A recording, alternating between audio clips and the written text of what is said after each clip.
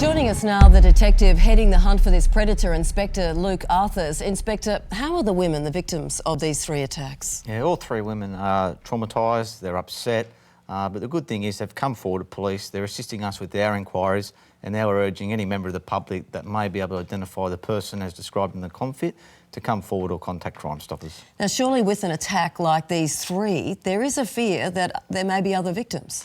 There may well be, but we haven't ruled that in or ruled that out, and we are asking if anyone else has been attacked to contact police. Do you have any strong leads so far? We have a couple of lines of inquiry that we're following up, but we're really urging any members of the public that can identify this person to contact us. In terms of women watching tonight, they'll be unsettled by the stories we've shown them. What's your advice to them? The women have done nothing wrong. They're out in the public enjoying themselves.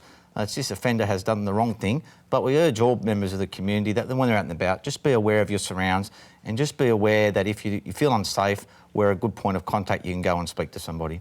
Detective Inspector, thanks for your time. Great, thank you. Thanks, Sandra. And if you have any information on those sex attacks, contact Crime Stoppers. Operators are standing by right now to take your call, or you can report online.